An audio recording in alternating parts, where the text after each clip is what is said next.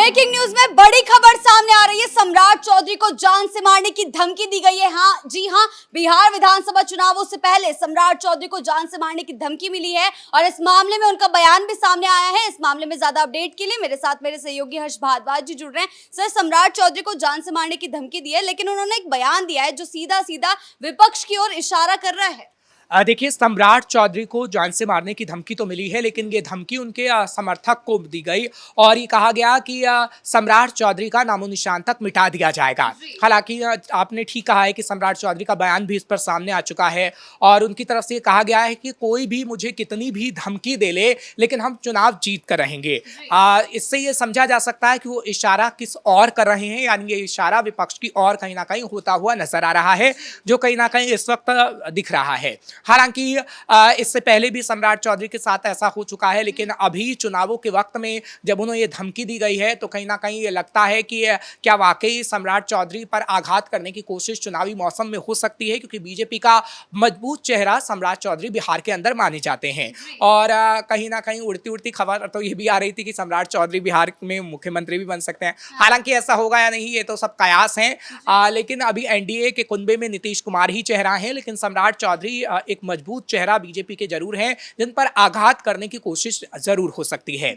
लेकिन पुलिस की अगर बात करें तो पुलिस ने भी इस मामले में अभी मामला दर्ज किया है और पुलिस ये मामले पता लगाने की कोशिश कर रही कि आखिर वो कौन सा व्यक्ति था जिसने ये धमकी दी है, क्योंकि समर्थक के मोबाइल फोन पे मैसेज आया था सम्राट चौधरी को मारने का, और आखिर वो कौन है उसको जल्द से जल्द पकड़ा जाएगा, उसकी गिरफ्तारी होगी। हालांकि इस बाबत पुलिस ने ये बयान दे दिया है, लेकिन क्या सम्राट चौधरी के बयान को अगर हम समझें तो सम्राट चौधरी का बयान विपक्ष की ओर ही था। इसको समझने के लिए कहीं ना कहीं 2-3 बातों को हमें और समझना पड़ेगा ताकि हम अपने दर्शकों को समझा पाए, क्योंकि बिहार के अंदर हम देख रहे हैं कि मुख्य मुकाबला इस वक्त एनडीए और महागठबंधन के बीच है। और महागठबंधन की अगर बात करें तो उसमें आरजेडी कहीं ना कहीं ये कोशिश कर रही है कि कैसे बीजेपी को खासतौर पर चारों खाने चित्त कर दिया जाए, क्योंकि बीजेपी के साथ जब तक जेडीयू है, जब तक कोई संभावना नहीं है कि तेजस्वी यादव सीएम की कुर्सी पाले। हालांकि तेजस्वी यादव पूरी कोशिश जरूर कर रहे हैं और कोशिश तो हर व्यक्ति करता है राजनीति में, चाहे साम दाम दंड भेद कुछ भी करना पड़े, राजनीति में वो किया जाता है ताकि सत्ता की कुर्सी पर हासिल की जाए। ऐसे में क्या ये माना जाए कि विपक्ष में ही कोई ऐसा व्यक्ति है जो सम्राट चौधरी को धमकी देने की कोशिश कर रहा है? क्योंकि माना जा सकता है, ऐसा हो सकता है कि ये हम नहीं कह सकते, क्योंकि ये पुलिस की रिपोर्ट बताएगी और पुलिस जब जांच करेगी तब ये पता लगेगा कि आखिर इसके पीछे कौन है। लेकिन हाँ, सम्राट चौधरी के बारे में जब ऐसी खबर आई है तो हमने जैसा कि बताया कि सम्राट चौधरी बीजेपी का मजबूत चेहरा माने जाते हैं, क्योंकि हमने देखा है कि किस तरीके से बीजेपी में सुशील मोदी के बाद कोई ऐसा चेहरा नहीं था जो कहीं ना कहीं बीजेपी के जमीनी स्थिति पर मजबूत कर सके, क्योंकि ये कहा जाता है कि दिवंगत सुशील मोदी ऐसे व्यक्ति थे जो सीधे सीधे नीतीश के साथ ही अपने बातचीत को जारी रखते थे और उसके बाद कोई ऐसा चेहरा बिहार के अंदर नहीं रहा है। और इसी वजह से प्रधानमंत्री नरेंद्र मोदी को नीतीश के साथ बार बार आना पड़ रहा है और मंच साझा करना पड़ रहा है, क्योंकि बिहार के अंदर कोई मजबूत चेहरा नहीं है। लेकिन सम्राट चौधरी ने अपने आप को इतना मजबूत जरूर बिहार के अंदर बनाया है, जो कहीं ना कहीं ये लगता है कि बिहार के अंदर बीजेपी और मजबूत हुई है और ऐसे चेहरों की वजह से ही हुई है, और इसीलिए इन चेहरों को टारगेट किया जा सकता है। लेकिन सिर्फ सम्राट चौधरी ही नहीं, इससे पहले चिराग पासवान को भी जान से मारने की धमकी दी गई थी। हालांकि पुलिस रिपोर्ट में वो एक यूजर ने जो है इंस्टाग्राम पोस्ट पर धमकी दी थी तो उसका भी पता लगा लिया गया था, लेकिन उसकी भी परतें अभी और कई ज्यादा खुलनी बाकी है। तो सिर्फ सम्राट नहीं, चिराग पासवान को भी पहले धमकी दी गई थी। तो ये सारा मामला क्या होता जा रहा है, उलझता क्यों जा रहा है, बार बार जान से मारने की धमकी क्यों दी जा रही है? देखिए, जान से मारने की धमकी कौन दे रहा है ये तो पुलिस बताएगी।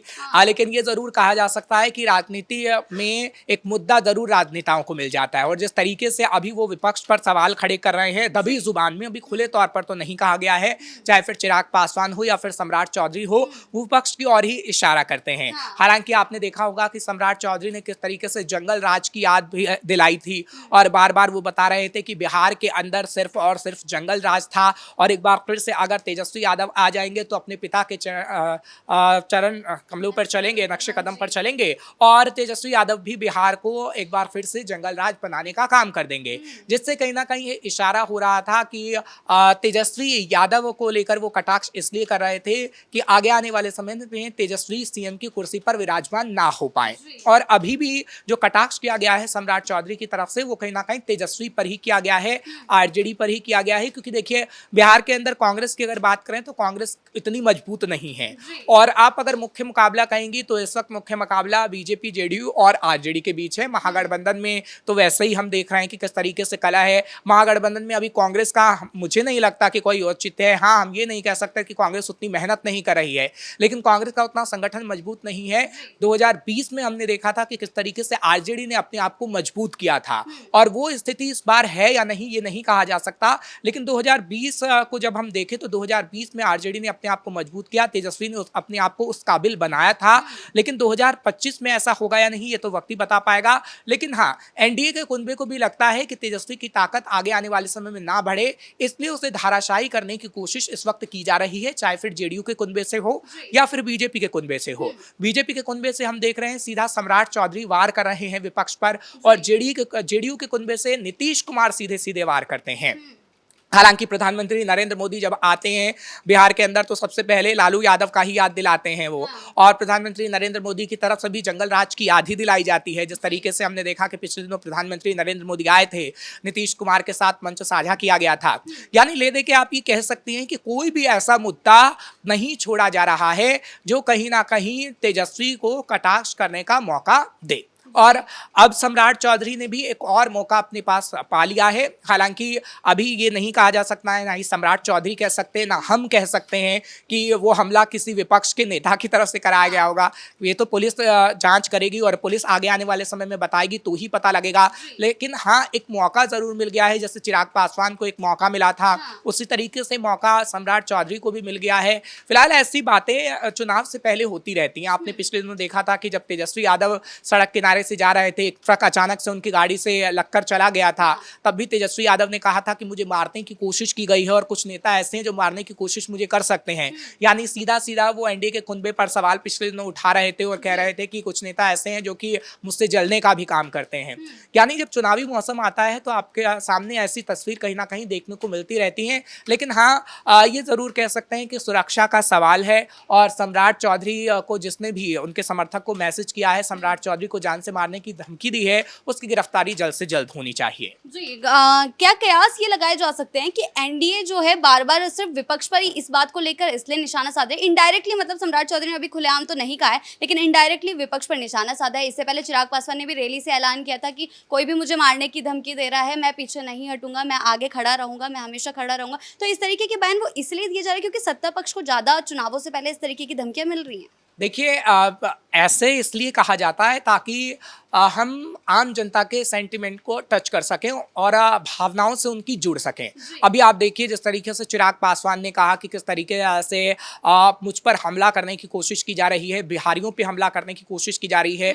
अब उन्होंने बिहारी शब्द का इस्तेमाल क्यों किया? क्योंकि वो बता रहे हैं कि मैं ही पूरे बिहारी परिवार के कुनबे का प्रतिनिधित्व करता हूँ, और अगर मेरे पे हमला होता है तो सभी बिहारियों पर हमला होता है। यानी भावनात्मक जुड़ाव कहीं ना कहीं एक तरीके से जोड़ने की कोशिश की जाती है, और वही सम्राट चौधरी ने करने की कोशिश की है। और सम्राट चौधरी भी भावनात्मक जुड़ाव करने की कोशिश कर रहे हैं ताकि जनता को लगे कि कहीं ना कहीं वाकई एक विपक्ष में कोई ऐसा नेता बैठा है जो सत्ता पक्ष के लोगों को टारगेट कर रहा है। और सम्राट चौधरी भी उसमें है, क्योंकि सम्राट चौधरी एक बड़ा नाम है बीजेपी का, और सम्राट चौधरी ने उतना लोगों के लिए काम किया है, क्योंकि दबे सुर में वो यही बताने की कोशिश कर रहे हैं कि किस तरीके से उन्होंने लोगों के लिए काम किया है, एक बड़ा चेहरा है, और इसलिए उन्हें मारने की कोशिश की जा रही है। तो आप ये कह सकते हैं कि चुनावी मौसम में जनता के साथ कैसे जुड़ा जाता है ये राजनेताओं को बखूबी आता है, और वो चिराग पासवान भी बखूबी जानते हैं और सम्राट चौधरी भी बखूबी जानते हैं, और वो तस्वीर हमें देखने को मिल रही है। अभी तो सिर्फ सम्राट की तरफ से बयान जो है हमें सामने आते हुए दिख रहे हैं, क्या लगता है और भी सत्ता पक्ष की तरफ से ऐसे बयान सामने आएंगे?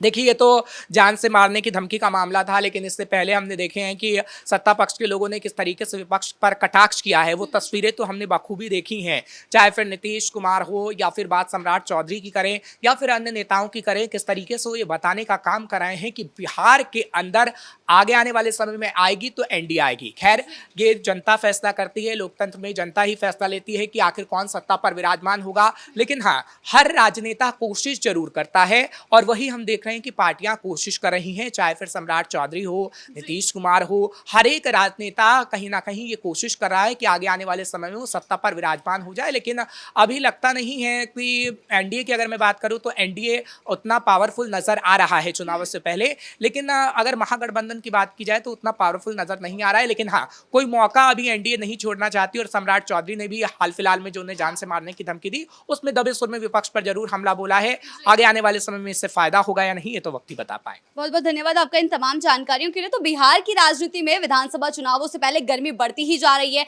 अब सम्राट चौधरी को जो धमकी दी गई है जान से मारने की, इसने एक बड़ा मुद्दा जो है बिहार की राजनीति में बना दिया है। आगे चलकर इसमें क्या क्या प्रतिक्रियाएं आती है एनडीए के खेमे से और क्या क्या प्रतिक्रियाएं सामने आती है, इस पर हमारी नजर जो है बनी रहेगी। ब्रेकिंग न्यूज में फिलहाल इतना ही। कैमरा पर्सन राजकुमार के साथ मैं शिवानी रतूड़ी, कैपिटल टीवी बिहार।